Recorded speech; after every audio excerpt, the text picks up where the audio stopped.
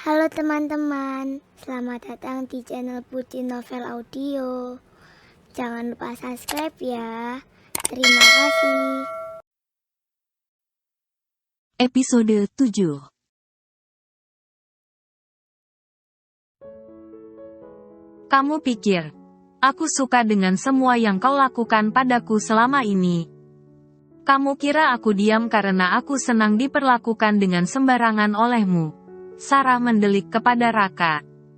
Laki itu hanya diam 1000 bahasa tapi wajahnya semakin merah padam. Sekarang hanya gara aku membuatmu memakan makanan yang tidak kamu suka lantas kamu merasa aku telah berbuat jahat melampaui perbuatan kamu padaku. Petik 2. Sarah memicingkan matanya ke arah Raka tetapi segera Raka membalikkan badannya membelakangi Sarah dengan pias begitu tegang. Sungguh luar biasa. Hanya karena beberapa sendok sup asparagus dan 2 potong salmon, Raka kehilangan jiwa angkuhnya dan tidak bisa mengendalikan sikapnya di depan Sarah. Lalu sekarang kamu mau aku minta maaf, begitu? Please, sedikit saja kamu introspeksi diri. Sarah tidak pernah sebanyak ini berbicara dengan seseorang begitu banyak karena marah. Kenapa kamu diam saja? Kamu tidak perlu membuatku seperti penjahat hanya karena hal sekecil itu. Kamu telah mengajariku dengan baik bagaimana berbohong kan? Sarah terkekeh. Entah kemana hilangnya Sarah yang tidak terlalu suka banyak bicara dan selalu bersikap tenang itu. Yang tersisa sekarang adalah seorang gadis yang dipenuhi amarah dan berusaha menuntut diperlakukan adil. Sekarang, jangan harap aku akan membiarkanmu berbuat sesukamu kepadaku. Ingat itu. Sarah berbalik dan berjalan ke arah pintu. Dia sumpek satu ruangan dengan seseorang yang tidak berperasaan seperti Raka. Kamu tidak boleh pergi. Tiba tangan Raka sudah menahan pintu dari belakang Sarah. Sarah hampir berteriak karena terkejut. Dia berbalik dan wajahnya hampir bersentuhan dengan wajah Raka. Sarah tanpa sadar merapat ke daun pintu. Dengan wajah yang sangat ketakutan. Kenapa tidak? Wajah Raka sangat merah seperti udang yang direbus. Bola mata hitam tajam itu seolah mau keluar dari rongganya. Raka serupa dengan seekor monster yang siap hendak menelannya. Jangan mendekat. Sarah menutup matanya dengan kedua telapak tangannya. Dadanya berdegup sangat kencang. Apakah Raka benar menjelma menjadi psikopat hanya karena masalah makanan yang tidak disukainya itu? Kunci pintunya. Suara Raka begitu berat dengan nafas turun naik. Begitu dekat di telinga Sarah. Tidak. Sarah menggelengkan kepalanya kuat. Matanya masih ditutupnya. Sarah berusaha melawan tangisnya yang terasa hendak meledak. Kamu tetap di sini. Tidak boleh keluar. Suara Raka terdengar melemah, tangan kanannya mencengkeram pundak Sarah. Kamu mau apa? Sarah membuka matanya dengan ketakutan. Hendak menepis tangan Raka. Tapi wajah Raka yang sudah hampir menyentuh wajahnya. Desahan nafas Raka yang tidak teratur mengenai kulit wajahnya. Wajah itu tidak lagi seperti penuh amarah. Tapi kesakitan dan tak berdaya. Mama dan Papa tidak boleh tahu ini. Karena itu kamu harus tetap di sini. Raka mengunci pintu dengan gemetar. Sarah berdiri tidak bergerak seperti patung. Dirinya dalam ketakutan bercampur kebingungan. Antar aku ke kamar mandi. Raka memeluk bahu Sarah. Sebelah tangannya memegang dadanya. Badannya sempoyongan. Kamu kenapa? Tanya Sarah. Badannya gemetaran. Antar aku sekarang. Atau kamu mau aku muntah di badanmu? Raka berjalan terlatih dipapah oleh Sarah. Begitu tiba di wastafel, Raka langsung memuntahkan isi perutnya. Sarah seperti anak kecil yang ketakutan mendorong tubuh Raka dengan gerakan refleks. Kamu kenapa? Ada apa denganmu? Kupanggil Bi Asih. Sarah hendak beranjak. Tapi tangannya sudah ditangkap Raka. Tidak perlu. Nanti bikin ribut saja. Raka berbalik. Setelah yakin Sarah tidak akan pergi, dia melepaskan tangan Sarah. Ini hasil perbuatan kamu. Kamu harus bertanggung jawab untuk semua ini. Wajah Raka yang masih merah itu melotot padanya. Apa yang kulakukan padamu? Apa salahku? Sarah menatap Raka keheranan. Apa yang kamu campur di dalam sup asparagus tadi? Petik 2. Kamu menuduhku meracunimu. Sarah membelalakkan matanya. Tak kalah besar dari mata Raka. Raka berbalik membuka keran wastafel dan membersihkan mukanya. Isinya apa? Petik 2. Kamu lihat sendiri kan? Hanya asparagus, jagung dan daging kepiting kaleng. Memangnya apa lagi? Kamu pasti ada niat untuk membunuhku kan? Aku alergi berat dengan daging kepiting. Raka bertahan di pinggir wastafel. Nafasnya masih turun naik. Sepertinya dia agak sesak bernafas. Mana ku tahu kamu alergi kepiting, Sarah berkelit. Raka berjalan sempoyongan keluar dari kamar mandi sambil memegang dadanya. Diikuti oleh Sarah dari belakang yang seperti orang bego. Ambilkan saja aku antihistamin dari laci itu. Raka membaringkan badannya di tempat tidur. Sarah bergegas mengambilnya. Dan mengambil sebotol air mineral dari meja lalu menyerahkannya kepada Raka. Raka mengambilnya dari tangan Sarah dan segera meminumnya. Aku sebenarnya tidak keberatan kamu bersikap seperti tadi di meja makan. Tapi harusnya kamu tahu.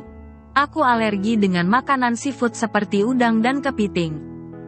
Jangan lagi kamu jadikan itu lelucon. Suara Raka terdengar rendah. Aku bisa pusing. Mual. Mulutku bisa bengkak, badan merah dan gatal dan kadang bisa membuatku sesak nafas. Raka berbaring telentang dan menutup matanya. Satu tangannya di atas dahinya. Kalau sudah minum obat, biasanya akan segera membaik. Untung saja aku makannya sedikit jadi hanya perlu beberapa jam agar kembali normal lagi. Sebelum aku pulih, kamu tidak boleh keluar dari kamar ini.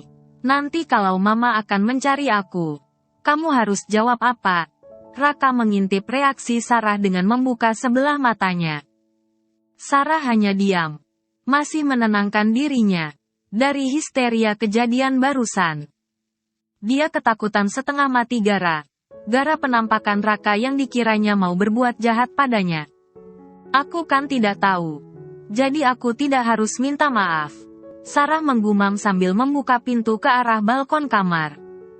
Duduk di sana memandang keluar. Dia merasa tidak bersalah sama sekali, hanya jauh di lubuk hatinya dia merasa sedikit menyesal. Semua di luar rencana dan harapannya. Hanya kesalahan yang tidak disengaja. Dia tidak tahu. Jika perbuatan isengnya hampir saja membunuh Raka. Hari menjelang sore. Sarah sudah mulai jenuh menghadap laptopnya setelah memeriksa beberapa laporan keuangan butik dan stok barang serta memilih jenis pakaian yang direncanakan untuk event minggu depan. Ditatapnya langit. Nampak semburat jingga menghias cakrawala di ufuk barat. Matahari hampir tenggelam. Pemandangan sore dari balkon ini benar indah. Sarah beranjak dari duduknya dan masuk ke dalam kamar. Memeriksa keadaan Raka setelah minum obat beberapa jam yang lalu tampaknya tidak bergerak dari pembaringan. Raka tampak tertidur lelap. Nafas turun naik dengan teratur. Rona wajahnya sudah kembali normal. Tidak lagi merah dan bengkak seperti saat awal. Sarah menarik nafas lega. Bukan karena dia mengkhawatirkan keadaan Raka berlebihan, tapi dia lebih mencemaskan dirinya sendiri. Kalau keadaan laki ini menjadi parah karena apa yang dilakukannya, dia akan bingung bagaimana mempertanggungjawabkannya di depan kedua orang tua Raka. Tiba Sarah merasa perutnya menginginkan sesuatu. Mungkin turun ke dapur akan membantunya menemukan apa yang bisa dimakan. Dan lagi mengurung diri dalam kamar ini dari siang tadi. Benar membosankan. Sarah membuka pintu kamar pelan. Suasana rumah sangat sepi. Sarah menuruni tangga sambil melihat ke sekeliling. Benar sedang tidak ada orang sama sekali. Sarah berjalan melewati ruang keluarga dan ruang makan. Akhirnya tiba di dalam dapur. Beruntung sedang tidak ada orang. Jadi Sarah merasa lebih leluasa. Dia malas terlalu banyak bicara basi jika ada yang mengajaknya ngobrol di saat seperti ini. Pintu kulkas dibukanya. mengambil sekotak jus mangga dan duduk di kursi dekat lemari dengan pias yang lelah. Pikirannya melayang ke sana kemari. Benaknya masih dipenuhi dengan kejadian akhir ini. Kemudian, ada satu yang sedikit mengganggunya. Mama dan Papa sama sekali tidak pernah menghubunginya setelah pernikahannya. Meskipun ada rasa sakit karena tekanan yang dilakukan Mama untuk memaksanya melakukan pernikahan ini, tapi dia tidak pernah mendendam atas nasibnya. Sarah merasa hanya perlu menerimanya dan melewatinya sampai semuanya berakhir. Mereka tetaplah orang tua yang membesarkannya, yang sedikit banyak juga telah memiliki andil untuk mengantarkannya menjadi sekarang. Dia mampu berdiri sendiri di atas kakinya, tidak lepas dari sokongan orang tua angkatnya itu yang telah menjadikannya dewasa seperti saat ini. "Nak Sarah." Suara lembut Bi Asih menyadarkan Sarah dari lamunannya. "Oh, Bibi. Sejak kapan sudah di sini? Maaf saya tidak menyadari kedatangan Bibi." Sarah tidak bisa menyembunyikan rasa terkejutnya. Bibi yang harusnya minta maaf ke Nak Sarah, sudah membuat Nak Sarah terkejut. Bi Sarah membalas senyum Sarah dengan wajah yang begitu ramah dan menyenangkan. Wajah tua itu, begitu keibuan memancarkan kasih sayang yang tulus. Entah mengapa, Sarah merasa senang ketika berada di dekat Bi Asih karena mengingatkannya kepada Mbok Yem, pembantu di rumahnya yang dari kecil sudah merawatnya. Maklum, Sarah dan Sally tumbuh dalam rentang usia yang sangat dekat. Mama tentunya lebih banyak merawat Sally sementara pengasuhan Sarah diserahkan kepada Mbok Yem. Tapi Mbok Yem yang baik, benar tidak pernah membuat Sarah merasa kekurangan kasih sayang. Mbok Yem suah merawatnya seperti anaknya sendiri. Karena itu dalam beberapa minggu biasanya Sarah rutin pulang ke rumah orang tuanya. Jujur bukan karena merindukan orang tuanya tapi lebih karena rindu pada Mbok Yem. "Nak Sarah, kenapa? Kok diam saja? Marah ya sama Bibi ya?" Dari tadi melihat Bibi saja tapi tidak ngomong. Bi Asih mengernyitkan keningnya setengah membungkuk. Sarah lambaikan tangannya di depan dadanya sambil tersenyum lebar. "Sarah tidak marah Bibi. Cuma merindukan seseorang," jawab Sarah serak. Tiba dia merasa sedih. Rindu siapa? Dan Raka? Bi Asih menggoda Sarah. "Ah, Bibi. Masa rindu sama Raka? Mustahil ah." Sarah mencibir dengan gaya manja. "Loh, kok mustahil?" Bi Asih memandang Sarah setengah heran. "Ya, mustahil Bi. Masa rindu sama orang? Orangnya ada di sini." Sarah terkekeh, menepis rasa keheranan si Bibi yang manis ini. "Oh, iya ya." Bi Asih tertawa kecil, menyadari kebodohannya sendiri sambil mengambil beberapa macam buahan dari dalam kulkas. Bi Asih mencuci buah itu dan memasukkannya ke sebuah baskom besar, hendak menatanya ke dalam wadah buah. "Saya bantu ya, Bi." "Tidak usah nak, biar Bibi saja." Sarah bantu pokoknya. Sarah mengambil baskom buah, ikut menatanya ke dalam tatakan buah. Bi Asih menatap gadis itu dengan kagum. Seorang gadis dari kalangan atas yang menikahi tuan mudanya itu benar rendah hati dan sangat baik. Dia tidak sungkan mengerjakan hal yang sebenarnya mungkin tidak akan disentuh oleh gadis sekelas mereka. Sarah juga begitu ramah dengan pelayan rumah, seolah mereka tidak memiliki jarak yang berarti. Dan Raka benar beruntung mendapatkan gadis seperti Nak Sarah sebagai pendamping hidupnya. Dalam hati Bi Asih, Bibi senang sekali melihat Dan Raka sama Nak Sarah, serasi sekali dan tampaknya saling menyayangi. Bi Asih tiba bersuara. Sarah tertawa kecil mendengarnya. Sepertinya Bi Asih benar salah menilai apa hubungan macam apa yang terjadi antara dirinya dan Raka. Dan Raka beruntung sekali mendapatkan istri secantik dan sebaik Nak Sarah. Sangat beruntung, lanjut Bi Asih. "Iya, Bi, dia harusnya merasa beruntung." Sarah tertawa geli mendengar ucapan Bi Asih. "Iya, Nak Sarah, Dan Raka pasti sangat bersyukur. Kelihatan sekali dan Raka itu sangat sayang sama Naksara. Biasi mengangguk. Angguk kepalanya dengan sungguh. Kelihatan bagaimana. Sarah menaikkan alisnya. Dan Raka itu paling cerewet kalau urusan makan. Kadang dia mogok makan kalau tidak ada daging di atas meja. Biasi bercerita dengan semangat. Oh, ya. Sarah melotot merasa lucu dengan cerita Biasi. Memikirkan Raka yang bergaya dingin dan acuh itu bisa melakukan hal seperti itu membuatnya geli sendiri. Iya, benar. Bibi tidak bohong. Kadang Mbak Marni harus masak 2 kali. Sambil ditunggu sama dan Raka duduk di kursi Mbak Sarah sekarang, lanjut Biasi. Sarah terkekeh mendengarnya. Raka itu ternyata bisa bersikap seperti anak begitu. Tapi luar biasa. Tadi siang dan Raka tidak protes sedikit pun dengan masakan Naksara. Meskipun semua masakan Naksara itu bukan bahan daging. Apalagi dan Raka itu ada riwayat alergi waktu kecil. Jadi kami tidak pernah mencoba memasak untuk dan Raka yang bahannya seafood. Sepertinya, karena cintanya sama Naksara, alerginya juga sembuh. Ya, Biasi tersenyum kocak. Sarah hanya menyambutnya dengan tawa.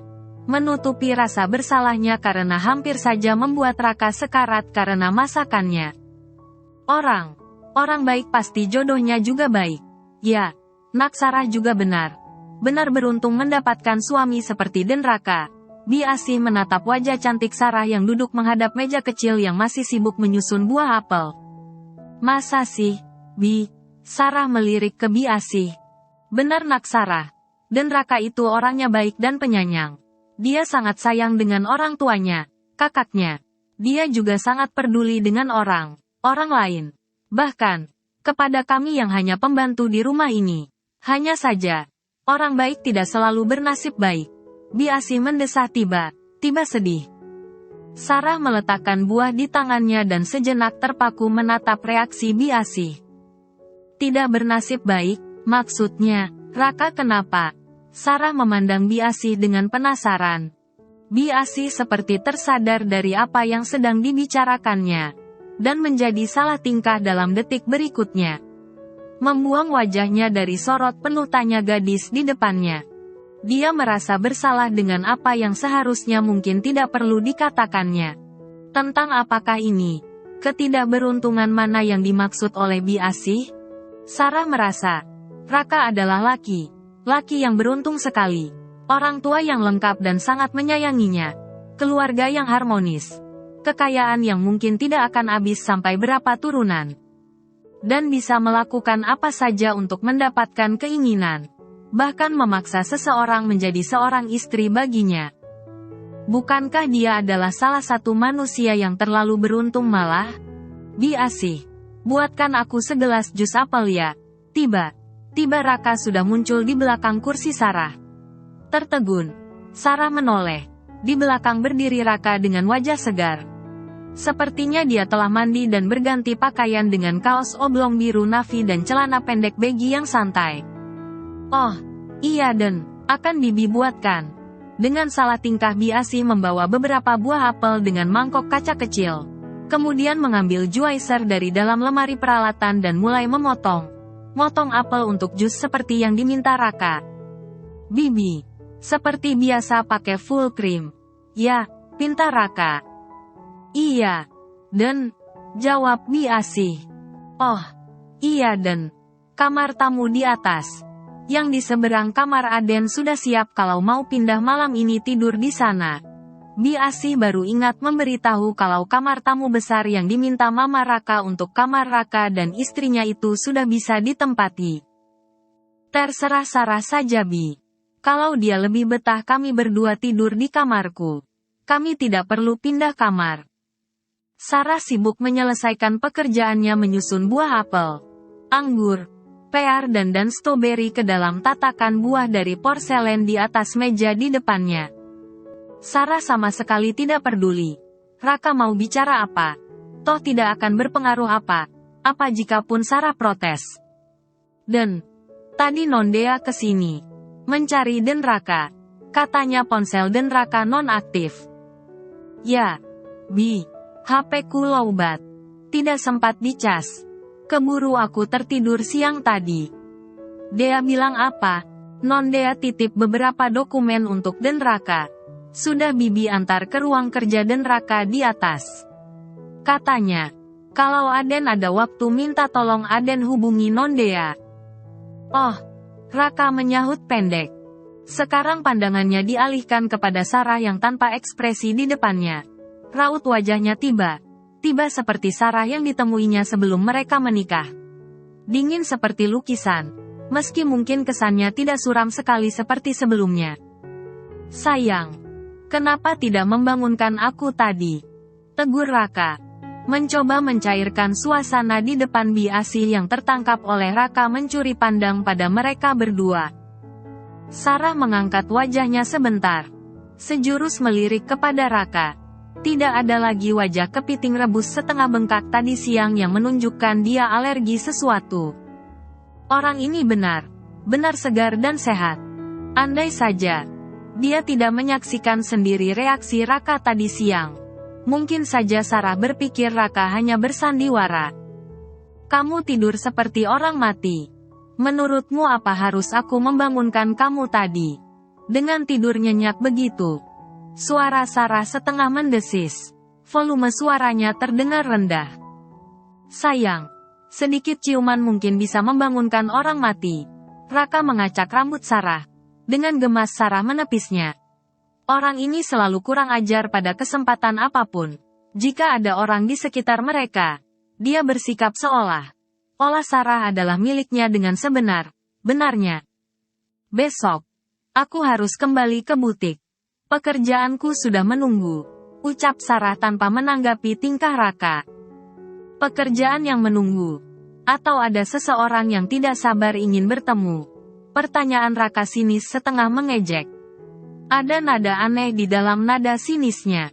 Apapun yang menungguku, bukan urusanmu. Wajah Sarah menegang. Bi Asih yang sedang mencuci juicer dan beberapa gelas mencuri pandang dari jauh. Sedikit bingung dengan apa yang sedang dilihatnya. Meskipun tidak begitu jelas dengan apa yang dibicarakan dua majikan mudanya ini.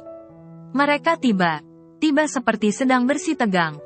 Anak zaman sekarang. Sebentar mesra, sebentar kemudian seperti sedang perang dingin. Mereka menunjukkan perasaan cinta dengan cara yang aneh. Benar aneh. Menurut pikiran Bi Asih yang lugu. Bibi, Mbak Marni kemana?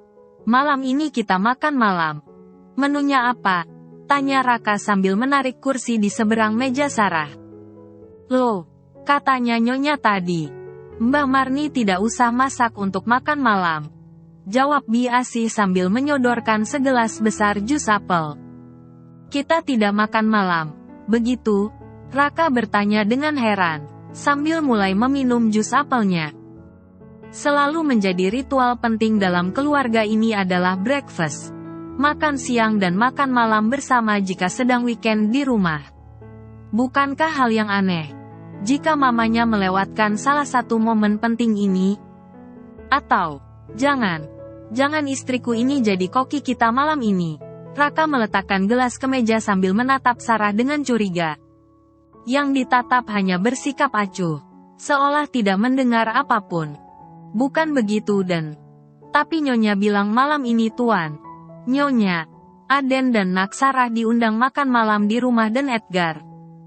Oh, ya. Kok kami tidak diberitahu? Tanya Raka heran. Aden berdua dari tadi siang, mengurung diri dalam kamar. Kata Nyonya tidak usah diganggu. Diberitahu menunggu Aden sudah bangun saja. Bi Asih tersipu. Raka terkekeh mendengarnya. Istriku ini memang terlalu manja Bi. Tidak mau jauh dari tempat tidur. Bi Asih tertawa kecil mendengar penyataan yang dilontarkan Raka. Disambut mata besar Sarah yang melotot ke arah Raka. Ah, pengantin baru memang begitu. Dan, Bi Asih balas menyahut. Membuat kuping Sarah menjadi semakin panas saja. Sarah memundurkan kursinya ke belakang dan berdiri. Wajahnya merona. Sayang, kamu mau kemana? Tanya Raka setengah mendongak. Mandi. Memangnya kenapa? Sarah balas menatap Raka dengan menantang. Aku baru saja mau menyuruhmu segera mandi. Yang ditantang. Menyahut dengan cueknya. Aku bukan anak kecil. Yang harus disuruh. Suruh. Sarah membalik badannya dan melangkah meninggalkan dapur. Jangan lama. Lama mandinya ya. Kita harus segera berangkat ke rumah kakakku. Nanti kita terlambat untuk makan malam. Aku menemui mama sama papa dulu. Seru Raka sambil berdiri juga dari duduknya. Sarah meneruskan langkahnya tanpa mengatakan sepatah kata pun. Laki ini memang makhluk yang menjengkelkan. Serapahnya dalam hati. Diikuti tatapan biasih yang merasa heran dengan pengantin baru ini. Mereka kadang seperti sepasang kekasih yang saling mencintai dan sulit untuk dipisahkan. Di lain waktu seperti dua orang yang sedang bermusuhan. Raka terpesona dengan tampilan sederhana Sarah malam ini yang memilih menggunakan dress flare mini yang dipadu klasik Cardi. Dress berwarna abu yang dikenakannya, memiliki model yang flowy sehingga membuat penampilannya begitu manis tetapi dewasa. Sentuhan kardigan klasik berbahan rajut marun menjadikan penampilan Sarah tetap stylish. Sebuah flat shoes with ankle straps warna hitam menyempurnakannya. Tidak salah memang Sarah menjadi seorang desainer pakaian karena dia begitu pandai memadu padankan apapun yang dikenakannya. Sehingga terlihat begitu pas serta serasi dengan tubuh dan kepribadiannya. Sayang, kamu cantik sekali. Puji Mama Raka saat gadis itu menuruni tangga dari kamar menuju ruang keluarga. Ternyata di sana telah berkumpul Mama, Papa dan Raka menunggunya. Sarah hanya tersipu. Maaf Ma, jadi harus menunggu, sahut Sarah. Ah, ini baru jam berapa juga? Belum jam 7 juga. Sela Papa Raka sambil tersenyum menyambut Sarah. Bersambung dulu ya teman-teman.